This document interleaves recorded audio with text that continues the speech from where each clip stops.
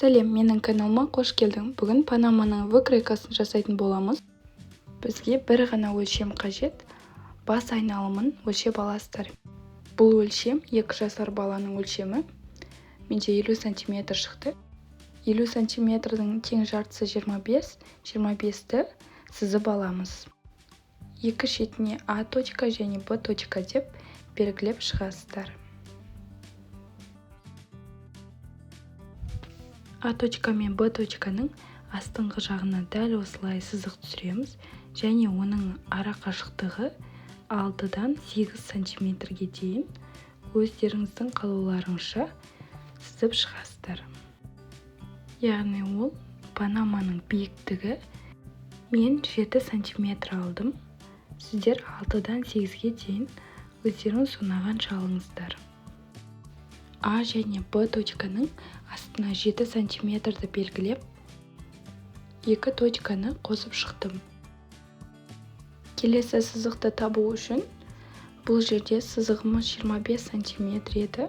Сол 25 см-ді 2-ге бөлгенде 12-де 5 см шықты. Енді А точка мен Б точканың ортасына 12-де 5 см-ді белгілейміз және С точка мен Д точканың ортасын қосып шығамыз. Бұл точкаларды Е және F деп белгілеп шығамыз. F точкасынан төмен қарай 1,5 см түсіреміз және Е точкасынан төмен қарай 1,5 см түсіреміз. Енді С точкамен жаңағы тапқан точкамызды қосамыз. Дәл солай екінші жағына да Д точкамен тапқан точкамызды қосамыз. Енді келесі бізде Б точкадан кері қарай 1,5 см сызамыз. А точкасынан 1,5 см сызамыз. А нүктесінің қасынан тапқан сызықпен С точканы қосамыз. Дәл солай екінші жағына Б точкасының қасындағы точкамен Д-ны қосамыз. Енді тапқан точкаларымызды дәл осылай қосып шығамыз. Біздің выкройкамыз дайын болды. Енді шаблонды қиып алу үшін қай жері керек екенін түсінікті болу үшін сызып шығам.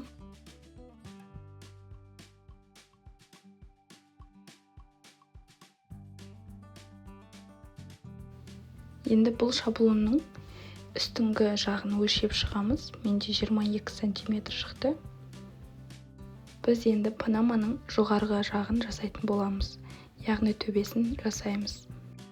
Ең алдымен осы формуламен радиусын табатын боламыз. Пи бізде 3,4-ге тең. Сол үшін жаңағы 22 см-мізді 3,4-ге бөліп шығамыз. 22 жаңағы біздің өлшеген жеріміз. Енді біз сол 22-ні 3,4-ге бөлеміз. Бізде 7 см шықты. Радиусымыз 7 см-ге тең. Енді біз 7 см-ді томалақ етіп сызып шығамыз. Осылай көмекші сызықтарды сызып шықтым. Осы сызған сызықтарды 7 см етіп белгілеп шығам және ол сызықтарды қосып шығамыз.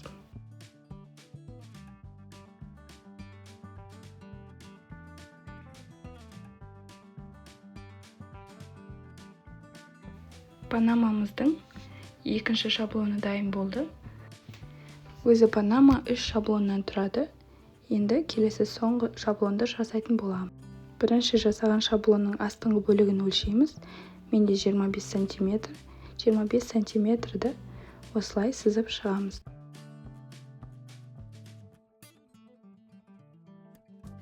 А точка мен Б точканың астына дәл солай С точка мен Д точкасын сызамыз. Оның ара қашықтығы 6-да 9 см.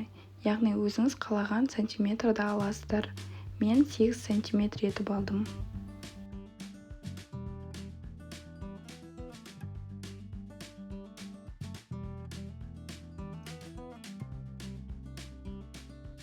Жиырма 5 см-мізді 7 бөлікке бөлеміз. Яғни 7-ге бөлгенде 3,5 см шықты. 3,5 см-ді белгілеп шығамыз.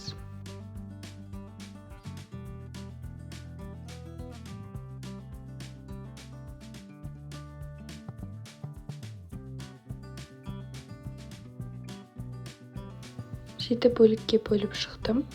Енді осы сызғанымызды қиып аламыз. Ортасында сызған сызықтарымызды 1 мм қалдырып қиып шығамыз. Және бір ақ қағаз алып, осылай үстіне қоямыз, шетінен бастаймыз. Осылай арасын ашып кете береміз. Бұл арасы 0,5 және 1,5 сантиметрге дейін ашуға. Мен панаманың төменгі жағы кең болып тұрған қаладым. 1,5 сантиметрді таңдадым. Дәл осылай ара қашықтығын 1,5 сантиметр етіп ашып шықтым. Сіздер өз қалауларыңызды таңдаңыздар. Барлығын осылай бірдей етіп ашып шығамыз. Скотч таба алсаңыздар да болады.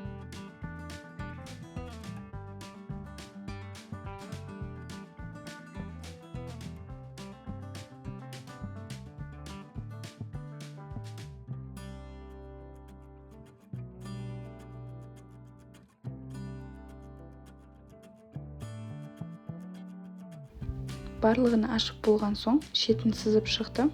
Сіздерге түсінікті болу үшін.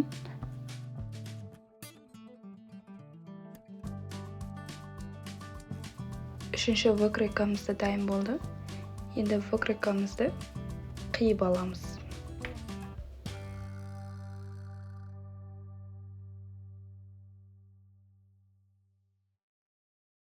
Бізге керекті панаманың 3 шаблоны дайын болды. Келесі сабақта панаманың қалай тігілетінін түсіндіріп өтемін. Каналыма тіркеліп, лайк басып қолдап кетіңіздер.